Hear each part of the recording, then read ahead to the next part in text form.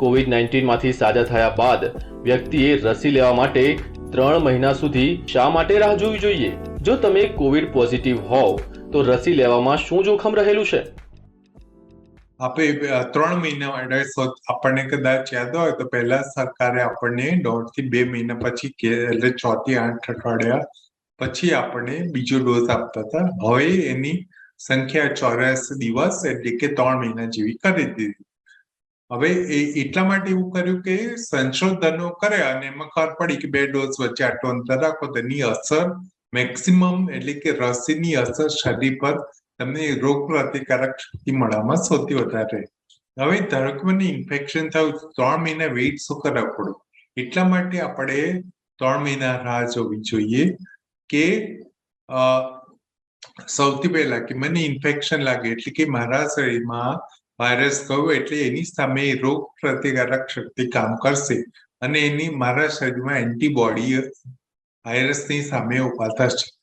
હવે જો હું રસી આ દરમિયાન લઉં તો રસીની અસર ઓછી થઈ જાય કારણ કે આ એન્ટીબોડી રસીની પણ બરાબર કામ નહીં કરવા શરીરમાં. એટલે એના કારણે એવું કહે છે કે 3 મહિના સુધી આમ પણ તમને રક્ષણ મળવાનું છે અને 3 મહિના સુધી જો રસી લેવામાં આવે તેની અસરકારકતા પણ શરીરમાં કદાચ ઓછી થાય. એટલે આ બધા સંશોધનો થઈ રહ્યા છે છતાં પણ આપણને જેટલી માહિતી છે એ પ્રમાણે 3 મહિના સુધી એટલા માટે આપણે વેઇટ કરીએ છીએ કે ખરેખર લઈ નહીં. હવે એનું ડેન્જર શું? ડેન્જર એવું કશું જ નથી. ધારો કે કોઈને કોઈ લક્ષણ ના હોય અને વાયરસ એનામાં હોય ને એને કદાચ લક્ષણ આવવામાં હજી 4-5 દિવસની વાર હોય એની રસી લઈ લીધી, વાયરસ શરીરમાં છે તો એનાથી કોઈ નુકસાન બિલકુલ થવાનું નથી. એટલે એવું ગભરાવાની જરૂર નથી કે મને હવે શું થશે. બસ એટલું કે રસીની અસરકારકતા કદાચ ઓછી થાય તો એ પણ બીજો ડોઝ આપ લેશો 3 મહિના પછી એટલે એ પણ એકવાર કરી શકે અને ખાલી શક્યતા એવી રહે કે એન્ટીબોડી તમારા શરીરમાં હોય એટલે અસરકારકતા ઓછી કરે. ડેન્જર બીજું કશું જ નથી.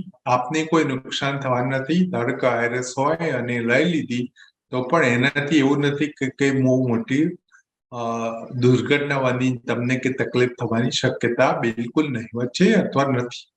એટલે ગભરાવાની એમાં પણ કોઈ જરૂર નથી.